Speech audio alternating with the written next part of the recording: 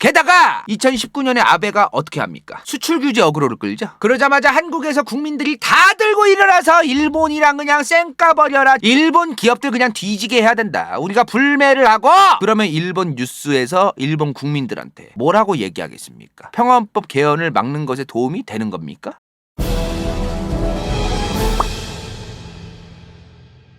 지금 일본의 자민당을 포함해서 일본 국민들 중에 군국주의로 다시 가고 싶어하는 거를 지지하는 사람들이 있을 거 아닙니까? 그 양반들은 얘가 미사일 쏴주면 땡큐입니다. 우리나라는 쟤네가 쏘면 또 쐈대네 미사일 그러고 말잖아요. 일본 사람들은 엄청나게 불안해요. 엄청 심각하게 생각해. 나는 처음에는 그랬어. 아니 뭘 저렇게까지 심각하게 생각하지? 일본에 결정적인 일이 있었습니다. 1970년부터 1980년대까지 북한이 일본인 17명을 통통배에 태워서 납치를 했거든요. 1977년부터 83년까지 6년 동안 북한 간첩들이 일본인 17명을 납치합니다. 일본 정부에서는 지금 공식적으로 얘기한 게 17명인데 일본 정부도 저 숫자를 너무 많이 해버리면 지들이 욕을 먹으니까, 얼마나 안보와 경찰력과 치안력이 병신이면은 국민들이 저렇게 많이 납치될도록 뭐 했느냐, 이런 똥을 이제 본인들도 먹을 거 아닙니까, 일본 정부도. 그래서 일본 정부가 저걸 축소했을 가능성도 굉장히 높다라고 지금 평가받고 있어요. 일단 일본 정부가 공식적으로 얘기하는 건 17명인데 더 많을 수도 있다는 거. 일본 정치인들은 17명의 납치된 인원이 더 안 많기를 바랍니다. 왜? 데려와야 될 사람만 늘어나잖아. 북한에선 지금 자기들이 13명을 납치했다고 얘기해요. 1977년부터 80년대 초중반에 일본에서 실종된 사람들이 꽤 많거든요. 그럼 그 실종자 가족들 입장에서는 17명이 아니라 우리 애도 북한에 납치했을 수도 있어라고 지금 주장하는 게 있어요. 실종자가 꽤 있거든요. 일본 정부는 아니라고, 17명밖에 아니라고 우리가 확인했다고 씨부래. 더 많아지면 이제 국민들이 들고 일어날 거 아닙니까?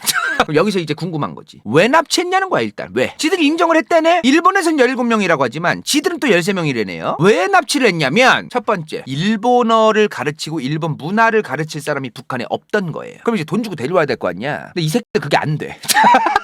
얘네는 공식적인 루트로 모셔올 수가 없어. 누가 갈라 그래 저 나라를. 그 다음, 일본인 여권으로 위장해서 난파 간첩으로 들어가려고 한 인간들이 있었어요. 이런 여러 가지 이유로 이제 17명이 납치가 되었다고 합니다. 1977년부터 이상하게 요 안도 아니야, 요 해안가 있죠, 해안가. 꼭 요렇게 해안가에서 자꾸 젊은 20대 남녀가 실종이 되는 거예요. 근데 이게 처음에 요 해안가에서 자꾸 젊은 남녀가 실종이 돼서 일본 뉴스에도 계속 보도가 됐었어요. 이때 근데 어떤 사람들이 이거 북한이 납치했을 수도 있어라는 설을 제기합니다. 그러자마자 일본 정부를 포함해서 일본 국민들이 개소리하고 앉아있네. 그리고 넘겨요 그냥. 그러다가 1987년 대한항공 폭파 사건이 일어납니다. 1987년 11월 말에 이라크에서 출발했던 대한항공 여객기가 인도양에서 뻥하고 터져요. 이때 범인이었던 북한 간첩 김현희 씨가 잡힙니다. 그리고 저 김현희 씨의 증언이 나옵니다. 그리고 한국의 안기부, 그리고 일본의 정보당국 서로 정보도 교환하고 이러면서 일본에서 납치된 그 사람들이 이러한 이유들에 의해서 북한이 납치한 게 맞다라고 결론이 납니다. 이게 1991년 가서 공식적으로 일본 정부가 이제 오케이를 해요. 북한이 일본인들을 납치한 게 맞다라고 결론을 내립니다. 그리고 이제 일본이 납치했던 일본인들을 북한에게 당장 내놓으라고 펄펄 뛰기 시작합니다. 1990년대부터 일본의 엄청난 뜨거운 감자였어요 저게. 그리고 당시 1990년대 초에 일본 버블도 터졌을 때라서 당시 집권자민당이나 아니면 다른 정치꾼들 입장에서는 이것만큼 좋은 사건이 없는 거예요. 버블이 터지고 지랄이고 간에 다 덮기 위해서는 이것만큼 좋은 사건이 없는 겁니다. 그래서 시기를 91년, 92년으로 잡고 터뜨렸을 가능성도 있다는 거. 저는 그거는 음모론이긴 하지만 시기를 굳이 그때로 잡을 필요가 있었는가에 대해서, 그러니까 일본 정부의 발표가 91년이거든요. 이미 그 이전부터 일본은 한국 당국이랑 여러 가지 정보 교류도 하면서 이미 김현희 씨가 87년에 잡혀. 그 진작부터 알고 있던 거야 그게. 근데 왜 하필 91년에 저거를 북한이 납치했다라는 걸 왜 91년에 얘기했냐는 거죠. 그거는 조금 의문이다. 자, 근데 그러다가 남북한 화해 모드가 이제 시작되죠. 자, 김대중 정부부터 이제 2000년에 남북 정상회담이 시작됩니다. 2002년 고이즈미도 평양에 방문합니다. 일본의 총리가 북한에 방문한 건 최초입니다. 저거 최초. 이때 이제 북한이 갑자기 고이즈미를 만나더니, 저때까지만 해도 김정일이 뭐라고 했냐면 우리는 납치 안 했다 이러면서 막 개구라를 오지게 까고 있어서 황금이빨이요 김정일도. 그러다가 고이즈미를 만나더니 인정을 합니다. 우리가 납치한 게 맞다고. 술이 잘 맞나? 자, 고이즈미랑 술 한잔 하더니 오케이를 해요. 자기들이 납치한 게 맞대. 이거랑 관련해서 북한이 도대체 왜 저때 2002년에 갑자기 인정을 했느냐? 가장 많은 가능성이 뭐냐면 일본이 북한에 돈을 줘야 될 게 있었거든요. 그걸 이제 준다는 얘기가 드디어 시작이 되면서 아마 그랬을 것이다 로 강력히 추정되는 바다. 일본은 옛날에 박정희 정부 때 한국에게 배상금을 줘야 됐습니다. 그죠? 일제강점기 기간 동안 한반도에서 헤쳐먹은 만큼 일본이 한반도에 피해 보상을 해줬어야 됐어요. 일본이 당시에 배상금이 아니라 독립축하금, 위로금을 명목하에 돈을 줍니다. 지들이 고추고도 잘못한 거 아니라고 하려고. 그럼 그거로 끝이냐? 한국 정부에 돈을 줬어요, 과거에 대해서. 근데 절반만 줬잖아요. 여긴 안 줄 거야?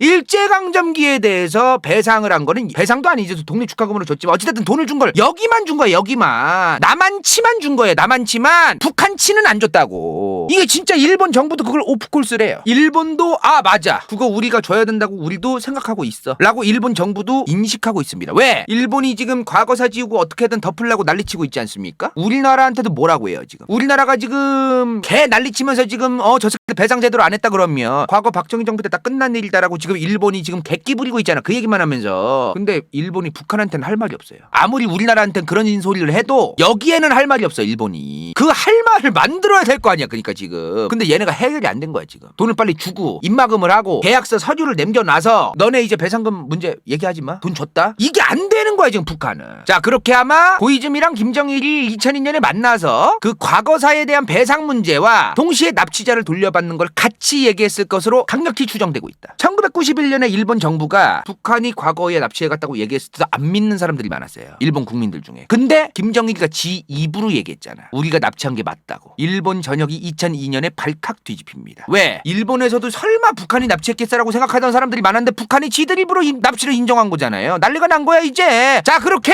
납치된 13명 중에 5명이 일단 일본으로 돌아옵니다. 근데 이것도 골 때리는 게 뭐냐면은 지금 김정일이 얘기를 했대요. 야, 이 5명은 이제 북한 사람으로 됐고 북한에 처자식도 있고 가족도 있어. 그러니까 일본인 엄마 아빠 가족들만 만나게 하고 다시 돌려보내 라고 일본과 북한이 협의하에 저 5명이 여행을 온 거예요. 잠깐 온 거야. 저 양반들도 북한으로 다시 돌아갔어야 되는 거야 원래는. 자, 근데 고이즈미가 안 돌려보냅니다. 일단 이 공항에서 내리자마자 안 돌려보내요. 그러자마자 북한이 진짜 개빅엿을 개빅빅 베리 빅엿을 날려요. 진짜로. 5명 안 돌려보내자마자. 아까 북한이 인정한 그 납치자가 몇 명이라 그랬어? 13명이라 그랬죠? 그중에 5명 데려갔으니까 몇 명 남았어? 8명 남았지? 북한이 바로 8명 사망했다면서 사망진단서를 일본에 보냅니다. 사람 목숨 가지고 장난하는 거지 저게. 개빅엿을 날려요 진짜 개빅엿. 그러자마자 이 5명 외에 나머지 8명의 가족들이 막 들어 누우면서 씨부레 고이즈미 개새끼 저거 데려올 거면 13명 다 데려와야지 미친 새끼가 5명만 데려왔다고 난리가 난 거야. 막 또 일본에서 진짜. 북한은 아예 못을 박아요. 야, 그때 사망진단서 줬잖아. 없어 이제 다 죽었다니까. 2004년에 또 만나거든요 고이즈미가. 김정일을 2002년에 만났잖아. 그리고 5명 데려왔다 그랬잖아. 2004년에 한 번 더 만나요. 그때도 김정일이 이제 못을 받고 얘기합니다. 야, 그때 얘기했잖아. 확인해보니까 다 죽었다니까 뭘 나머지 8명도 내놓으라고 왔냐 너는 또. 너네 그리고 5명 씨부레 다시 돌려보낸다는데 왜 안 돌려보내? 이래서 니네랑 거래를 하면 안 돼요. 8명 살아있는지 재조사해. 개소리야. 나가! 돈이나 갖고 와 이 새끼. 니네 돈 줘야 되는 거 있는데 왜 안 줘? 그렇게 된 거야 지금 북한은 솔직히 저 납치자 문제와 관련해서 일본과 협의를 하는 거에 있어서 좀 여유로운 입장입니다. 니네 일본 정치인들 이제 나머지 8명 생사 확인하고 싶으면 배상금 넉넉히 준비해서 확실하게 우리한테 돈 준다는 거 다 설계하고 준비 잘해서 와라. 북한은 그 얘기만 하면 돼요. 나머지 북한에서 납치된 사람들을 못 데려온 수많은 똥은 자민당이 욕바지를 하고 있습니다. 그러니까 북한 입장에서는 아쉬울 게 없어요 지금. 벌써 근데 20년이 흘렀습니다. 그죠? 지금 고이즈미가 이 5명 데려왔던 게 2002년이에요. 납치된 사람들 대부분이 나이가 엄청 많진 않았으니까 다행이긴 한데 지금 하루라도 빨리 좀 데려가긴 해야 됩니다. 지금 납치될 당시에 1920년대생도 있었고 근데 그런 사람들은 소수고 대부분 몇 년생이었냐면은 1960년대생이었어요. 그러니까 지금 현재 우리나라 나이로 한 60, 70대? 살아있을 가능성이 상당히 또 있습니다 현재. 그 살아있을 가능성이 있는 그 60, 70대에 납치된 사람들을 이용해서 북한은 이제 돈 헤쳐먹으려고 하고 있고 일본 자민당은 저희 자민당이 야당이 저 납치자들 가족들 얼마나 슬퍼하고 있습니까? 저희가 해결하겠습니다. 그걸 공약으로 내고 앉아있고. 자, 문제는 뭐냐면요, 지금 이런 납치자 문제라던가 이런 거는요, 일본이란 국가 내부에서 안보적으로 상당히 불안감이 생기게 만듭니다. 그리고 북한은 가끔 미사일을 쏘잖아요. 남한으로는 안 쏴, 쟤네가. 북한이 미사일 쏘는 거 보면은 여기서 쏴서 포물선을 여기로 이렇게 그리면서 남해로 내려가거나 서해로도 뭐 이렇게 내려가게 하거나 이렇게는 안 쏴, 쟤네. 얘네 쏠 때 열로 쏜다 말이야, 열로. 근데 가끔 이렇게 쏩니다. 나도 저건 좀 선 넘는다 싶은데 여기서 이렇게 쏴요.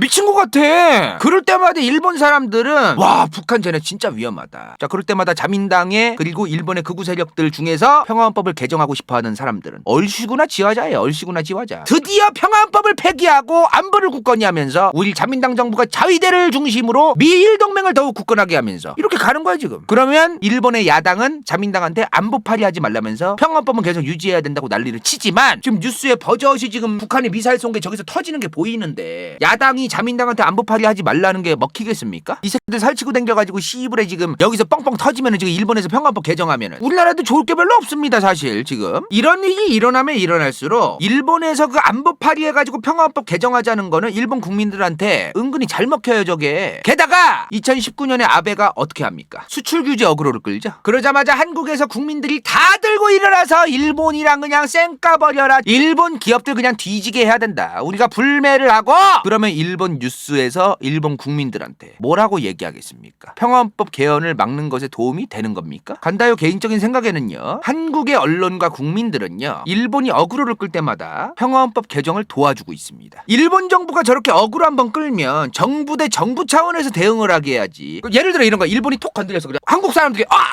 사람을 쳐 씨부래. 그러니까 이제 이 개새 하면서 막 이제 욕을 했겠지. 그럼 이제 일본 언론들이 가가지고 국민 여러분, 한국 사람들 일본 욕을 저렇게 많이 하고 있습니다. 이렇게 얘기하는 거예요. 이렇게 개난리를 쳐서 대한민국에 도움이 되면 좋죠. 근데 도움이 별로 안 될 것 같습니다. 일본은 1945년 패전 직후에 만들어진 저 일본 헌법 제9조 평화헌법 뿐만 아니라 여러 가지 헌법들이 한 번도 개헌된 적이 없어서 현재 일본 국민들도 국가가 바뀌고 정치꾼들이 바뀌고 세상이 바뀌길 위해서라도 개헌이 되기를 원하고 희망을 품고 있다. 개헌이 되면 일본의 이 잃어버린 30년이 끝나지 않을까? 이런 기대를 거는 게 있다고 했어요. 거기 안에 지금 평화헌법도 끼어파리를 하려고 하고 있다고 앞서 설명을 다 드렸습니다. 그죠? 다행히도 이 현재 일본 국민들 스스로가 저 평화헌법 바꾸면 진짜 또 군국주의 일어나서 또 전쟁이 일어날지 몰라 라고 불안감에 쌓여있는 국민들이 꽤 많아서 일본에 진짜 많거든요. 그래서 일본의 정치꾼들도 지금 자민당 내부에서도 개헌에 반대하는, 평화헌법 개헌에 반대하는 사람들도 있고. 근데 중국에서 반일 분위기가 퍼질수록, 한국에서 반일 분위기가 커질수록, 미국이 일본이랑 이제 쌩까고 미일 동맹도 현저하게 안 좋아지면 질수록, 더 나아가서 북한이 미사일 싸갈기고 설치고 다니면 다닐수록 일본의 개헌, 저 헌법 제9조 평화헌법의 개헌 가능성은 당연히 더더욱 높아질 겁니다. 간다요는 국제뉴스 지금 한국 거 안 본 지 좀 오래됐거든요. 왜? 의도를 가지고 기사를 내보냅니다. 저널리즘 기본으로 공부한 사람들 맞아요? 국민 여러분 욕하고 싶으셨죠? 욕할 거리 드릴게요. 이러면서 기사를 써요. 국뽕에 취하고 싶으셨죠? 취하게 해드릴게요. 대한민국에 놀라워하는 미국, 전 세계가 놀라워한 대한민국의 현실 이러면서 보도를 하고 앉아있어. 실제로 일본, 미국, 유럽 거기도 가짜뉴스도 많고 문제가 있는 언론들이 없는 게 아니에요. 그러나 현실 보도 저널리즘에 입각해서 노력이라도 해. 그 나라는, 그 나라 안에는 그런 노력을 하는 언론사들이 꽤 있어. 도대체 우리나라는 뭐냐는 거야 이게 도대체. 이런 의도를 담아서 뉴스 내는 건 잘못된 거예요. 정말로 국민들을 속이는 겁니다. 국민들을 무식하게 만드는 거예요. 국민들을 무시하는 거예요. 어떻게 언론이 국민들을 이런 취급을 할 수 있습니까? 그리고 하나 더, 이분 우리나라 사람들이 되게 좋아해요. 알만한 분들은 반일에 빠지거나 아니면 일본에 대해서 잘못 공부하거나 그런 분들이 이 무라야마 총리 엄청 좋아합니다. 1995년에 일본 총리였던 이 무라야마 정부 때 이 총리가 직접 담화를 발표합니다. 그게 무라야마 담화예요. 일본은 멀지 않은 과거에 전쟁의 길을 만들어내서 일본 국민들을 존망의 위기로 빠뜨렸었고, 과거에 식민 지배와 침략을 통해서 다른 아시아 국가들에게 손해와 고통을 줬다. 우리 일본이 앞으로 미래에는 잘못이 없도록 다시 한번 일본의 과거에 대해서 사실을 겸허히 받아들여야 된다. 그리고 다시 한번 반성하면서 진심으로 사죄를 표명한다. 이런 얘기를 한 무라야마 담화가 있습니다. 이 양반이 친한파 착하다, 한국을 좋아한다, 평화를 사랑한다, 이렇게 알고 계신 분들이 많아요. 지금 현재 이 무라야마 전 총리를 포함한 일본의 야당들은요, 자민당에 대해 지지받을 내용이 아무것도 없습니다. 그래서 자민당이 계속 집권하거든요. 그럼 자민당에 대해서 반대할 수 있는 게 하나밖에 없어요. 평화헌법. 믿을 사람이 없어서 정치꾼을 믿어? 이 양반은 정치인 아니야? 정치인이라고 무작정 안 믿는 그런 건 잘못된 거래. 그냥 솔직하게 이 양반이 한국에 뭔가 기분 좋을 만한 말을 해주고, 속내는 어떻든 간에 기분 좋은 말을 해줘서 그렇게 평가하고 싶다고 얘기를 해. 차라리 인정을 하고 가슴에 손을 얹고. 믿을 사람 없어서 정치꾼을 믿어? 전쟁에서 얼마나 많이 죽었습니까? 과거에 일본 국민들이 얼마나 많이 죽었는데, 우리 일본의 민주당은 얼마나 한국을 사랑하고 평화를 수호하고 주변 국가들과의 평화를 좋아하고 일본 국민들이 또 전쟁에 나아가지 않도록 막겠고, 뭐 이런 거야. 지금 자민당과 다르게 뭔가 공약을 할 거리가 저거밖에 없어요. 지금 자세한 거는 나중에 더 설명을 드릴게요. 일본의 정당들은, 일본의 평화헌법은 개정되지 않는 게 베스트입니다. 간다요는 일본의 평화헌법이 개정되지 않기를 바랍니다. 왜? 일본의 이 평화헌법 개정돼서 일본이 이제 군대를 보유할 수 있게끔 되잖아요. 그럼 일본이 또한 다시 강력한 군대를 동원해서 나중에 뭔 짓을 할지 모릅니다. 안 할 수도 있겠죠. 근데 뭔 짓을 할 가능성이 있습니다. 뭐 예를 들어 이런 거예요. 지금 미국이 우리나라에 단 한 번도 쳐들어온 적 없잖아요. 물론 뭐 예전에 미군정을 점령으로 보일 수도 있기는 있지만 나중 가서 모르는 겁니다. 저 엄청난 초강대국 미국이 2000년 뒤에 전 세계를 완전히 다 해먹으려고 할지도 모르죠. 군대를 이용해서. 그러니까 이런 가능성을 아예 안 만드는 게 좋은 거 아닙니까? 그죠? 군대를 보유해도 우리나라랑 안 싸우고 친하게 지낼 수 있대. 지금은 그렇겠지. 나중에 50년 100년 뒤에 만약에 그 군대를 이용해서 우리나라랑 사이가 안 좋아져서 만약에 쳐들어오면 그 가능성이 단 1%라도 있으면 안 좋은 거 아닙니까? 그죠? 자, 두 번째, 한국 주변 국가에 강력한 군대를 보유한 국가들이 지금 사이가 좋든 나쁘든을 떠나서 있는 것 자체가 한국에 좋을 게 없어요. 저는 이제 국제정치를 전공한 사람이잖아요. 언젠가는 사이가 틀어질 수 있습니다. 일본뿐만이 아니에요. 수많은 국가들, 한국 주변에 있는 국가들이 절대로 우리나라보다 안보적으로 국방력이 높아서 좋을 게 없습니다. 자, 셋째, 지금 미국이 원하는 게 있죠? 한미일 삼각동맹 체제를 원합니다. 지금 한국과 미국과 일본이 함께 사이좋게 군사동맹체를 만들자예요. 이거를 하려면 기본 전제가 필요해요. 저 동맹체제 안에 들어간 나라들이 사이가 좋아야 돼요. 그리고 평화헌법을 개정해야 됩니다. 이 한미일 삼각동맹 체제를 만들려면 일본의 평화헌법이 개정이 돼야 되는 거고, 이 세 개의 국가가 동의를 해야 가능해요. 저게 만약에 근데 일본이 결국엔 평화헌법을 개정을 했어. 근데 한국은 반일, 반미 이런 분위기가 안 사라지고 있어. 그럼 이제 미국이 한국보다 평화헌법까지 개정하고 이제 파병도 할 수 있고 미국과 함께 군사 협력체도 만들 수 있는 일본이 더 좋을까요? 한국이 더 좋을까요? 저는 일본이 평화헌법 개정해도 언제 개정을 하든 말든 간에 한국에서 미국 싫어하고 일본 싫어하는 그 감정은 안 사라질 거라고 믿고 있습니다. 앞으로 향후 한 50년은 안 사라질 거예요. 달리 말하면 한국은 미국과 일본과 함께 동맹체제를 만들기 어려워요. 일본은 그러거나 말거나 그냥 하자. 왜냐면 일본 국민들은 한국에 악감정 가진 사람들이 별로 없거든요. 한국은 일본에 대해 악감정 가진 사람들이 많지만 그 극우 세력 뉴스에 나오는 사람들 있죠. 막 시위하고 막 객기 부리고 막 우길기 들고서, 그런 사람들은 일본의 전체 인구의 1% 정도밖에 안 돼요. 일본이 현지에서 살아보시거나 그러신 분들은 아시겠지만 그런 사람들이 그리고 생각보다 머릿수가 많지가 않아. 지금 한국이 저 한미일 삼각동맹 체제를 만들기가 더 어렵지 일본은 괜찮다는 겁니다. 나중에 세대 교체가 돼서 한 20년에서 40년? 그쯤 지나면 들어갈 수도 있죠. 근데 지금은 곧 죽어도 안 될 것 같아요. 한국이 자존심이 있지 저 일본이고 미국이고 다 필요 없다. 자주 국방이 가능한 나라인데 전 세계가 한국의 전투기와 전 세계가 한국의 탱크와 전 세계가 한국의 특전사들한테 놀라워하고 지금 감탄을 금치 못한다는데 뭐하러 일본 미국이랑 지금 함께 하느냐 이러면서 가짜 뉴스를 보고 국뽕 가짜 유튜브를 보고 와가지고 이상한 소리 하는 사람들도 점점 늘어나고 있습니다. 난 그들이 바뀌길 바라지만 간다요가 그들을 바꾸기 위해서 시간을 쓰는 거는 시간 낭비라고 생각하는 편입니다. 요새 가끔 너무 극단적인 민족주의에 빠진 사람들, 이런 사람들 중에 미국의 하수인으로 살면서 배부른 돼지로 살 거냐고 비아냥대는 사람들이 있어요. 이미 배고픈데 뭘 배부른 돼지야. 애들 학원비가 얼마고 지금 젊은 엄마 아빠들 지금 애들 키울 때 얼마나 힘든데, 그래서 출산율이 지금 내려가고 있는데 무슨 배부른 돼지요. 배부른 돼지는 이미 배고파 뒤질라 그러는데 지금 다들 국제정치나 외교 개무시하고 그냥 막말하는 인간들이 있어요. 우물 안에 처박혀가지고. 대한민국이란 국가는 주변 국가들하고 사이가 더러워지면은 고스란히 대한민국에게 부메랑으로 돌아오게 되어 있습니다. 왜? 내수 경제가 안 좋거든요. 내수 경제만으로 돌아갈 수가 없는 나라예요. 우리나라는 수출 주도형 국가라서. 대한민국은 내수 경제만으로 돌아갈 수 없는 나라라서 수출 주도형 국가라서 수많은 국가들이 싫고 미워도 함께 가야 됩니다. 근데 배부른 돼지라뇨. 몰라서 하신 거겠죠? 그런 얘기를. 그죠? 일본이랑은 뭐 수출하는 양도 얼마 안 되니까 쌩까도 된다라는 얘기가 2019년부터 현재 2022년까지 유행하고 있습니다. 커뮤니티에서 조금. 얼마 없으면 쌩까도 됩니까? 그 국가에 우리가 팔아먹을 것들을 앞으로 늘릴 생각을 해야지. 인구가 1억이 넘는 나라예요. 일본이. 아무리 지금 일본이 내수로 돌아가고 있고 일본 사람들이 다른 나라 우리나라 거 안 사고 일본 물건만 쓰는 경향이 있어도 앞으로 10년, 20년, 30년 뒤에 우리나라 물건을 팔려고 해야 될 거 아닙니까? 지금 전 세계 제조업 중에서 최종적인 제조업 기기 있죠. 뭐 핸드폰이라던가 백색 가전이라던가 이런 건 지금 이미 진짜로 한국이 일본을 능가하는 게 많아요. 근데도 일본 사람들은 한국 물건이 뭔지도 모르고 살 생각도 해본 적이 없고 본 적도 없어가지고 구매하지 않는 경우가 많습니다. 그럼 팔려고 해야지. 일본 기업들도 나중에 언젠간 도산할 수도 있잖아요. 그랬을 때는 한국 기업들이 바로 들어가야 돼. 근데 들어가려면 한국과 일본의 관계가 좋아야 됩니다. 외교적으로 관계가 안 좋으면요 못 들어오게 막아버려요. 일본 국민들한테 한국이 일본을 싫어한다는 걸 알려봤자 좋을 게 없습니다. 우리나라에. 저도 일본 별로 안 좋아해요. 저 지금까지 살면서 일본 여행 한 번도 간 적 없어. 왜냐면 일본의 그 문화도 별로 안 좋아하고 개인적으로 되게 좀 의미 없어 보이는 축제만 뭐 1년 12달 엄청나게 많고 별로 그냥 여행 재미가 없을 것 같아서 안 가봤거든요. 전 지금까지. 그럼에도 불구하고 일본 사람들한테 한국 사람들이 일본을 싫어한다 이런 걸 알려봤자 좋을 게 없다는 거야. 일본의 자민당이 집권을 하고 더 나아가서 일본의 평화헌법이 개정되기 위해서는 안보 위기라던가 안보 분위기가 안 좋아질수록 더 가능성이 높아진다는 거예요. 일본에서 안보 불안정성이 가장 높아지는 원인 중 하나는 북한이에요. 북한이 굉장히 그 미사일도 많이 쏘고 그러니까 한국이 좀 지혜롭게 주변 국가들과 외교를 해야 되고 더 나아가서 한국의 국민들도 좀 지혜롭게 설계를 해서 행동하는 게 좀 필요하지 않나 뭐 이런 생각이 드네요. 1993년에 일본의 자민당이 이제 선거에서 지고 정권 교체가 됩니다. 근데 96년까지밖에 못 가요.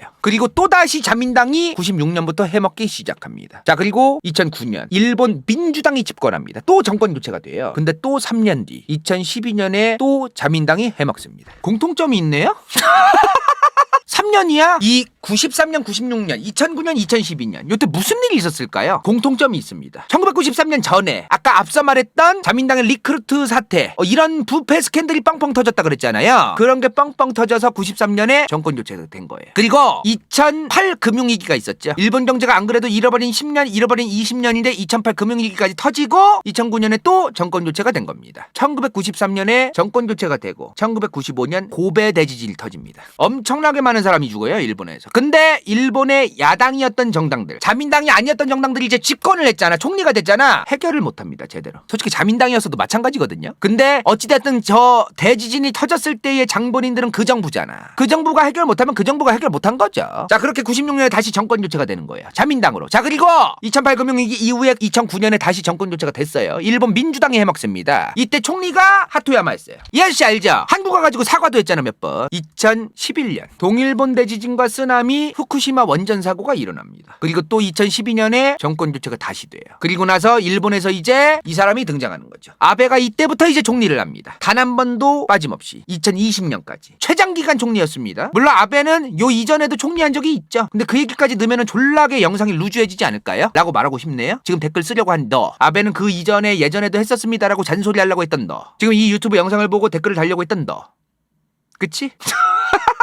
꼭 잔소리를 해. 그렇게 얘기를 다 해야고 하고 넘어가길 바래요. 그 재미가 얼마나 있냐 그 영상이. 볼맛이 나냐 그게. 자, 그렇게 아베가 이제 2012년부터 자민당의 총리가 되는 겁니다. 그렇게 1955년 이후에 현재 2022년까지 일본의 자민당은 67년 중에 61년 동안 총리를 해먹고 있다. 어마무시하죠? 어떻게 61년 동안 한 정당이 저렇게 해먹을 수 있을까요? 정말 신기하지 않아요? 그 원인이 여러 가지가 있습니다. 여기까지.